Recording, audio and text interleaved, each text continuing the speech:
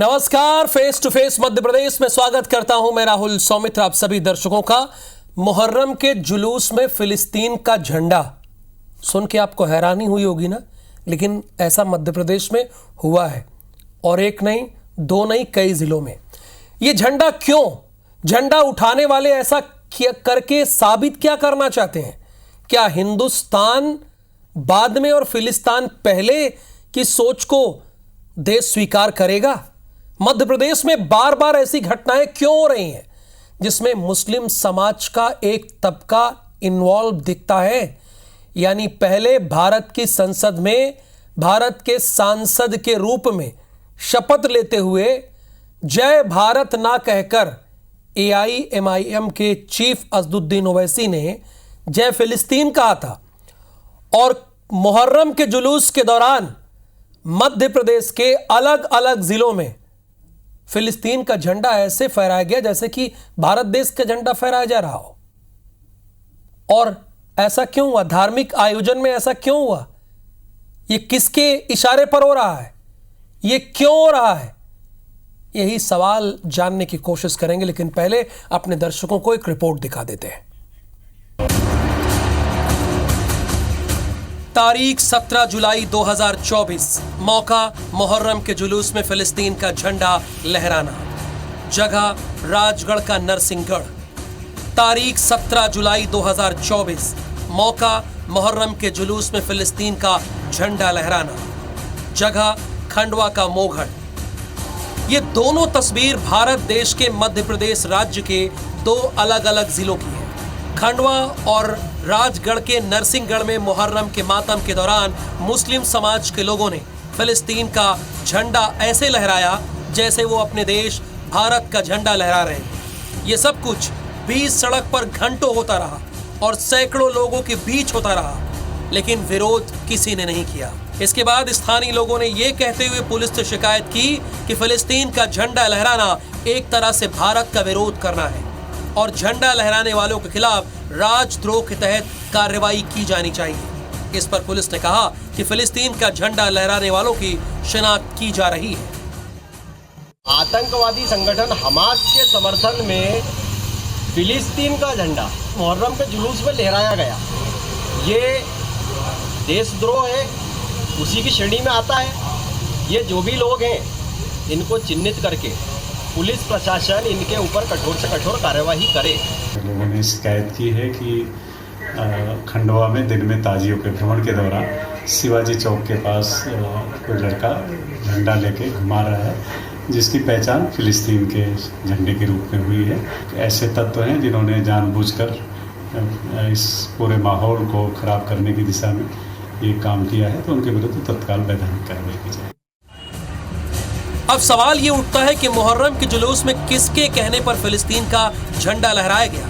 ऐसा किसी एक जगह पर नहीं बल्कि कई जगहों पर किया गया। क्या ये किसी की सोची समझी रणनीति है जिसके तहत ये किया गया?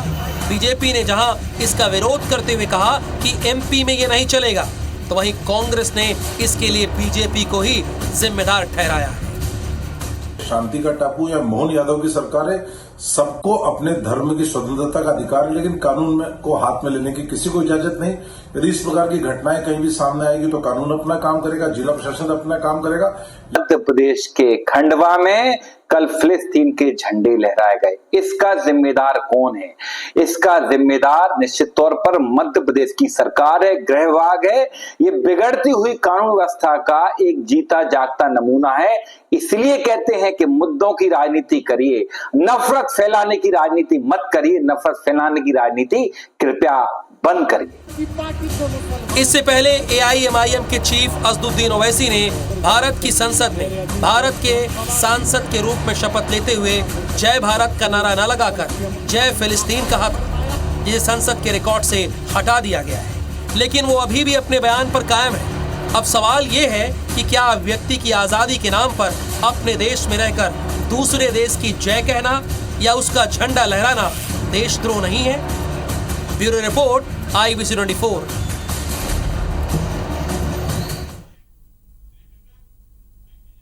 और सवाल बड़ा सीधा सा है, इन दो जिलों में जो झंडे लहरा रहे हैं लोग, उन्हें हो सकता है कि फिलिस्तीन का फा भी ना पता हो, फिलिस्तीन से भारत का संबंध कैसे है वो भी ना पता हो, लेकिन इसके पीछे है कौन ये तो जानना जरूरी है। दो प्रवक्ता हमारे साथ जुड़े हैं। कांग्रेस के प्रवक्ता केदार सिरोही जुड़े हैं, बहुत स्वागत है आपका केदार जी। और यशपाल सिंह सिसोदिया जी हैं, पूर्व बीजेपी विधायक हैं और विधानसभा में सबसे ज़्यादा प्रश्न पूछे जाने का इनके पास रिकॉर्ड भी है। लेकिन यशपाल सिंह सिसोदिया जी, केदार सिरोही जी तो आप ही पर आरोप लगा रहे हैं कि ये फिलिस्तीन का झंडा क्यों फहराया गया, वो लॉ एंड ऑर्डर पर सवाल उठा रहे हैं। ये इसके पीछे है कौन, क्या सोचकर ये किया गया? हाँ केदार जी, आप तो बड़े सरल व्यक्ति हैं, अच्छे व्यक्ति हैं। आप कहाँ दिग्विजय सिंह जी के चक्कर में पड़ रहे हैं? देखिए, अगर भारत के लोकतंत्र के पवित्र मंदिर में ओवैसी जैसे व्यक्ति अगर शपथ के अंत में जय भारत की जगह जय फिलिस्तीनी कहेंगे तो विरोधियों के, षड्यंत्रकारियों के तो मंसूबे बढ़ेंगे। और मुहर्रम का ये जो पर्व है ये मातम मनाने का है, लेकिन ये जुलूस में किस प्रकार का षड्यंत्र हो रहा है, धर्म की आड़ में कौन षड्यंत्र कर रहे हैं, कौन करवा रहा है, और दोष भारतीय जनता पार्टी के नेतृत्व वाली मध्य प्रदेश की सरकार को दिया जा रहा है। देखिए, कांग्रेस इस घटना पर खुश है या अफसोस जाहिर कर रही है। कांग्रेस को इन षड्यंत्रकारी तत्वों को रोकने और रोकने का काम करना चाहिए। यह भारत की अस्मिता से जुड़ा मामला है, भारत की सुरक्षा से जुड़ा मामला है, भारत के लोकतंत्र और संविधान से जुड़ा मामला है, न कि फिलिस्तीनी या पाकिस्तान के संदर्भ में उनके समर्थन में बात करना और सरकार को जबरिया कटघरे में खड़ा करना। देखिए राहुल जी, आज एक जगह नहीं, खंडवा के मोघट में और राजगढ़ के नरसिंहगढ़ में इस प्रकार से झंडे लहराए जा रहे थे जैसे कार्यक्रम भारत की धरा पर नहीं हो रहा हो, इजराइल में हो रहा हो। आखिर कांग्रेस क्यों नहीं ऐसे तत्वों को गिरफ्तार करने की, इनको रोकने की, इनको टोकने की और इस षड्यंत्र को उजागर करने की बात क्यों नहीं करती? क्यों नहीं करते भाई केदार सिरोही जी? वो तो कह रहे हैं कि क्यों आप नहीं करते कि ऐसे मामले उजागर हो, आप ऐसे मामले को रोके, ऐसे मामले को टोकें। वो चाह रहे हैं यशपाल जी कि ऐसे मामलों पर एक पेज पर आए बीजेपी और कांग्रेस। मैं, सिसोदिया साहब तो बड़े सीनियर व्यक्ति हैं और बड़ी समझ रखते हैं। उन्होंने कहा कि कांग्रेस क्यों नहीं रोक पा रही। बिल्कुल रोक लेंगे सर, जिस दिन हम सरकार में आएंगे रोक लेंगे। अब थोड़ा समय और लगेगा, 3-4 साल का बीच का पीरियड है, इसके बाद में हम आके रोक लेंगे। सवाल यह है, भारतीय जनता पार्टी पे इसलिए प्रश्न उठ रहा है कि वो सरकार उसके हाथ में है, गृह मंत्रालय उसके हाथ में, प्रशासन उसके हाथ में। जब चुनाव आते हैं तो प्रशासन का अपने लिए तो सही उपयोग कर लेते हैं, बात देश की करते हैं। जब देश की बात आती है, देश की इंटरनल सिक्योरिटी की बात आती है, जब देश के लोगों की बात आती है, तो प्रशासन का उपयोग नहीं कर पाते। आज देखिए कि झंडे लहरा दिए गए, पहली बात। दूसरी बात, देश में आतंक किस तरीके से बढ़ रहा। तीसरा, जिस व्यक्ति ने फिलिस्तीन के नारे लगाए संसद में शपथ में, उनके ऊपर अभी तक कोई कार्रवाई नहीं हुई।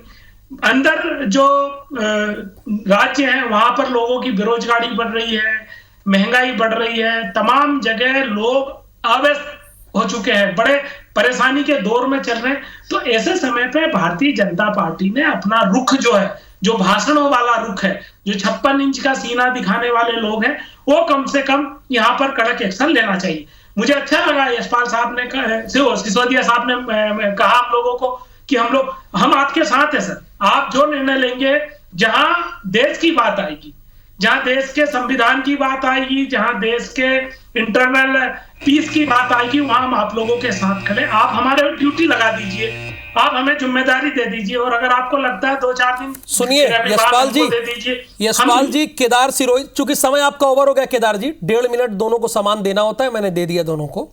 यशपाल जी वो साफ साफ कह रहे हैं कि आपका सेलेक्टिव अप्रोच है, जहां कड़ी कार्रवाई की जानी चाहिए वहां आप करते हैं, लेकिन यहां आपने क्यों नहीं किया। और पार्लियामेंट वाली बात, हालांकि वो रिकॉर्ड से तो हटा दिया गया है, लेकिन केदार सिरोही जी कह रहे हैं उनके खिलाफ कड़ी कार्रवाई क्यों नहीं की गई, और यहां झंडे क्यों बार बार लहराए जा रहे हैं फिलिस्तीन के।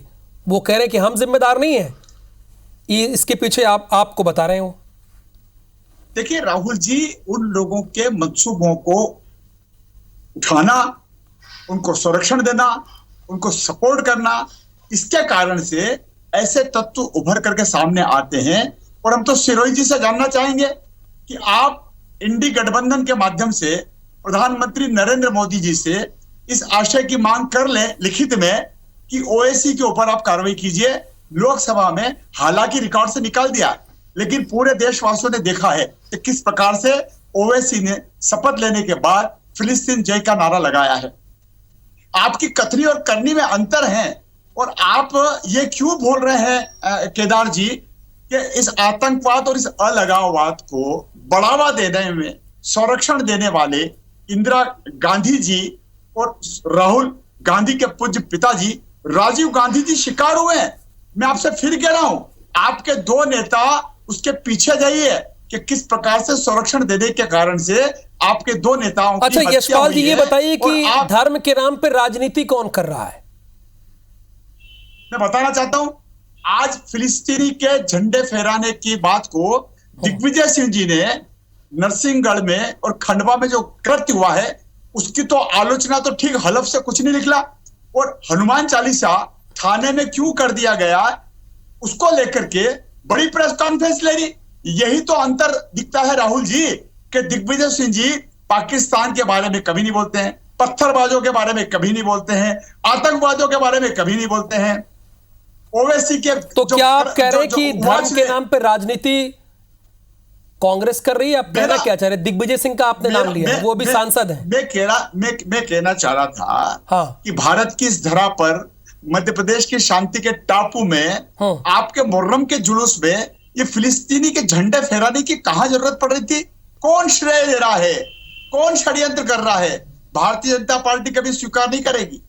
हम देश को पहले तो बता मानते क्यों नहीं रहे? हैं। सत्तारूढ़ दल तो आप है, कौन श्रेय ले रहा है ये पूछना चाहती है ना मध्य प्रदेश जनता। कांग्रेस के लोग क्यों सपोर्ट कर रहे हैं इसके पीछे? कहीं कौन कांग्रेस कर की रहा है? सोची सर, हम तो समझी आपके साथ खड़े हैं। राजनीति तो सर, नहीं हम है। तो आपके साथ खड़े कांग्रेस ऐसे लोगों की क्यों आलोचना नहीं करती? ओवैसी के बारे में नहीं, हम प्रस्ताव आपके लाया साथ खड़े हैं ना जाए, सर। उनकी सदस्यता आप समाप्त हमको की जाए। बताइए। केदार जी, देखिए, ये मैं बहुत बिल्कुल नहीं बोला हूं आपके मुद्दा बीच। है। केदार जी मेरी बात होने दीजिए, मेरी बात होने दीजिए। आपकी बात पूरी सुनी मैंने। कांग्रेस क्यों नहीं ओवैसी के घटनाक्रम पर पीसी ले पाई? दिग्विजय सिंह जी ने आज हनुमान चालीसा में बड़ी प्रेस कॉन्फ्रेंस ले ली। मध्य प्रदेश की धरा पर खंडवा में और राजगढ़ में फिलिस्तीनी झंडे लहराए और पाकिस्तान जिंदाबाद के नारे भी लगे और कांग्रेस के दिग्गज नेता चुप्पी साधे। हम इसको क्या मानेंगे? ठीक है केदार सिरोही जी, षड्यंत्र है। केदार सिरोही जी, आपने शुरुआत किया था कि शांति का टापू, यशपाल जी ने भी शुरुआत किया था शांति का टापू। इस शांति के टापू मध्य प्रदेश में बार बार इस तरह की कट्टर सोच क्यों देखने को मिलती है? वो कह रहे हैं कि विरोध कीजिए, यशपाल जी कह रहे हैं विरोध कीजिए। हम विरोध ही कर रहे हैं। देखिए, मैंने शांति का टापू नहीं कहा। शांति का टापू मैं तब कहता जब हमारी महिलाएं सुरक्षित होती। महिलाएं सुरक्षित है क्या? मैं शांति का टापू तब कहता जब हमारे लोगों को पेशाब नहीं पिलाई जाती। मैं शांति का टापू तब कहता जब हमारे किसानों की आत्महत्या नहीं होती। मैं शांति का टापू तब कहता जब हमारे नौजवानों पर पुलिस की लाठियां नहीं बरसती। किसने कहा? किस तरीके से अव्यवस्थाएं चल रही है? सिसोदिया साहब, आप कांग्रेस पे आरोप लगाने से अच्छे नहीं हो जाओगे। आपकी सरकार है, आप कहिए कि आप नाकामयाब हैं, आपसे काम नहीं हो रहा है, आपको ओवैसी को पकड़ना चाहिए। अगर देश के खिलाफ कोई काम होगा तो आपकी प्राइमरी ड्यूटी है कि आपको वहां पर। अच्छा केदार सिरोही जी, केदार सिरोही जी, उसका चलिए इनकी प्राइमरी ड्यूटी है, लेकिन खंडवा में और नरसिंहगढ़ में जो हुआ उसमें कांग्रेस का क्या स्टैंड है? आपके बड़े नेताओं का और आपका जो भारत, आपका जो स्टैंड है, आपका, मैं व्यक्तिगत कह रहा हूं, आईबीसी का जो स्टैंड है वो हमारा स्टैंड है, जो भारत सरकार का स्टैंड है वो हमारा स्टैंड है, जो मध्य प्रदेश सरकार का स्टैंड है वो हमारा स्टैंड है। देश सबके लिए जो कानून के तरह जांच करिए, जो दोषी पाए जाते हैं उनके मंसूबे अगर देश के खिलाफ हैं तो हम बिल्कुल सरकार के साथ, हम सरकार नहीं है जो उनको पकड़ के सजा दे दे। ये कार्य इन्वेस्टिगेशन एजेंसी का है, पुलिस जो काम करेगी, जो यशपाल जी, कानून है वो करेगा। ये तो कह रहे हैं कि हम भारत सरकार के साथ खड़े हैं, हम मध्य प्रदेश सरकार के साथ खड़े हैं, कार्रवाई कीजिए, हम रहेंगे आपके पीछे। कार्रवाई तो राहुल जी भारतीय जनता पार्टी के नेतृत्व वाली सरकार ही करती है। सुनना पड़ेगा केदार जी, AK-47 राइफल है, झिरनिया महिदपुर के पास में दिग्विजय सिंह जी के शासनकाल में थोकबंद निकली, आपको याद होगा, आप वरिष्ठ हैं। फिर हम ये भी कहना मेरी बात सुन लीजिए। फिर हम ये भी कहना चाहेंगे कि हमारे मालवा से और भोपाल के क्षेत्र से सिमी के रैकेट को किसने तोड़ा? सिमी के आतंक जिस प्रकार से बढ़ रहा था उसको किसने रोकने का काम किया? भारतीय जनता पार्टी की सरकार ने। डाकुओं का प्रदेश कहा जाता था, डाकुओं का प्रदेश।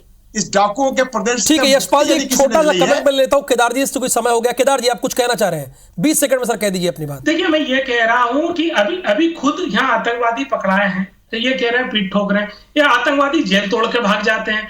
आपके पुराने कार्यकाल में में कितनी जगह हुई है एक्टिविटी, और उसके बाद में आपने क्या किया? चलिए इस बहस को चूंकि यही समाप्त करते हैं, और माफी चाहूंगा कि आपकी बात को पूरा नहीं कर सका चूंकि हम सभी समय से बंधे हैं, लेकिन भारत देश में किसी और का झंडा बर्दाश्त तो बिल्कुल नहीं होगा। बहुत शुक्रिया केदार सिरोही जी और यशपाल सिंह सिसोदिया जी face to face Madhya Pradesh में हिस्सा लेने के लिए। नमस्कार।